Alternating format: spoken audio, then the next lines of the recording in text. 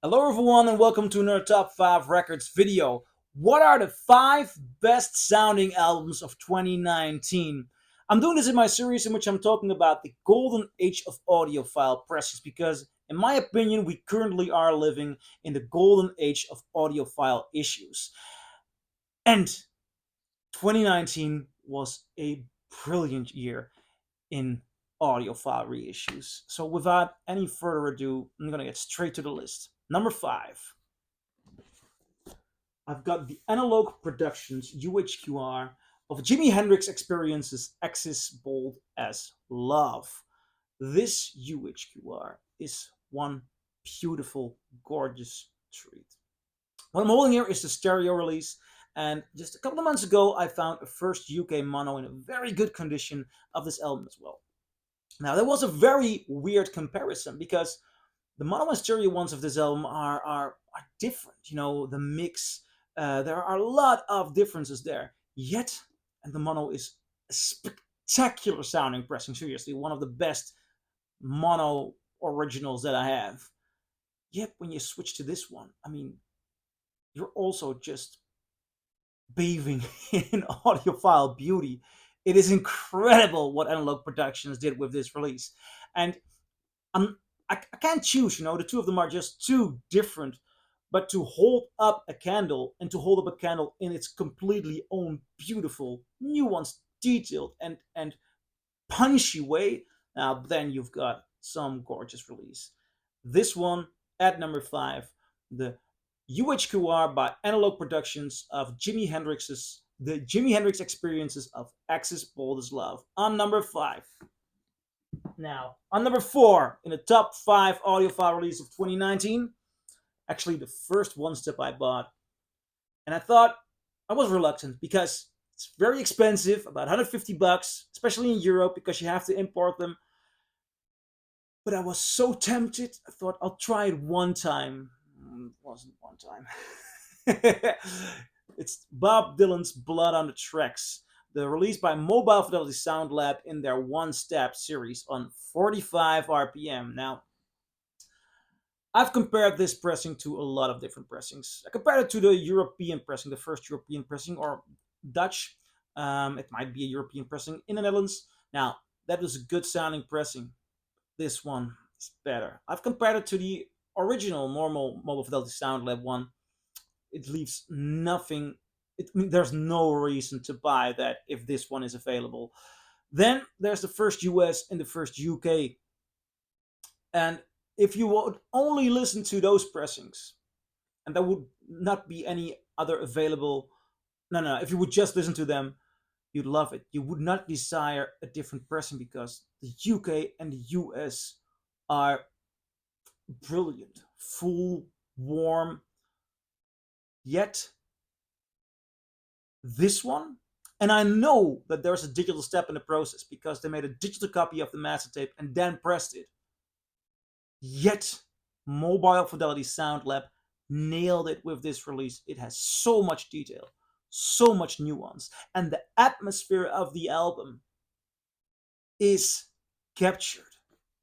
It's an impeccable release. At number 4, UHQR of Blood on the Tracks. And I can't imagine that this is only at 4.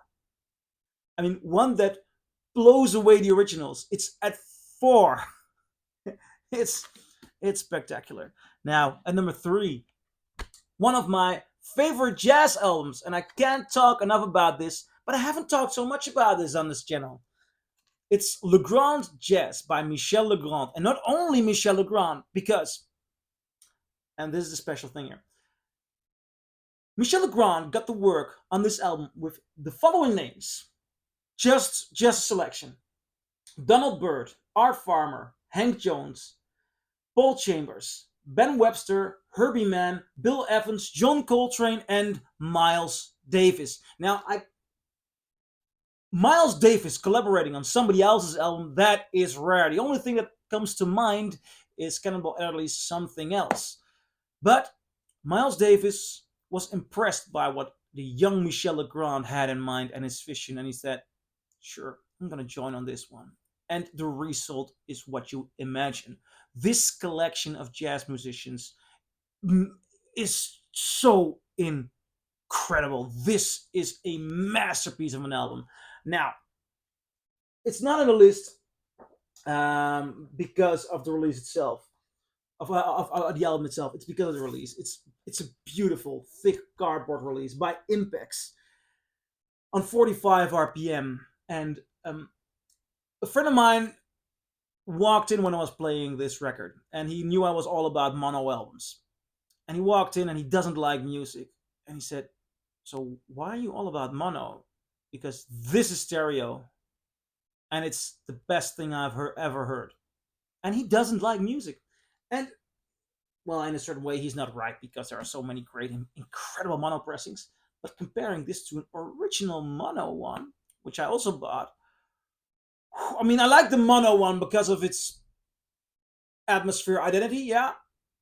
But this, sonic wise, detail wise, stereo image wise, it's like you're swimming in the music. It's incredible. At number 3, Legrand Jazz of Michel Legrand by Impex Records. 45 RPM. On number 2, What's Going On by Marvin Gaye, also by Mobile Fidelity Sound Lab in their One Step series. This one, I haven't heard an original, I must say that, but about all the reviews are the same. This blows away the original. I've heard different pressings of this albums. I've heard the original French one.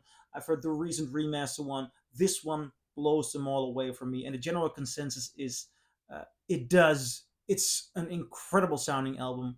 I really, really love it. I'm so happy to have it.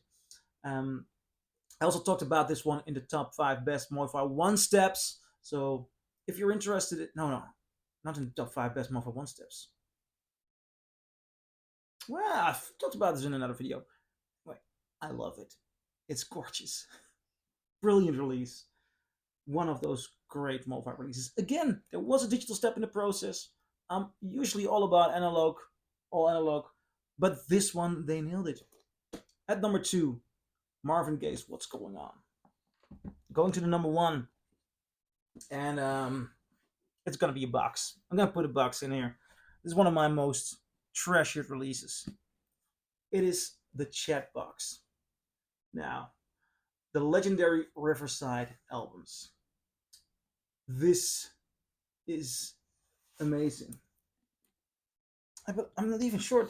This was released by Craft Recordings, and it has this version of the album Chat. This is one of my most played albums. It has so much detail. It is so gorgeous. It has so much of the romance. It's as if you're walking into a studio and you're experiencing Chet Baker. And I'm not putting it in there only for that release. The other albums here are Chet Baker Sings, not the one step one, which I had in another video. Also a great audiophile reissue, but a different album, beautiful album. Chet Baker in New York. Chet Baker plays the best of Lerner and Lowe, and then there are outtakes and alternates, which are not all sourced from the master tapes. The other 4 are sourced from the master tapes. And to experience Chet Baker on so many great albums in this mesmerizing quality. I mean, you hear so many details. It's such a full, warm, gorgeous sounding box. This is beautiful. At number 1. So I'm curious, do you agree? Do you disagree? Leave a comment below and I'll see you in my next video. Bye.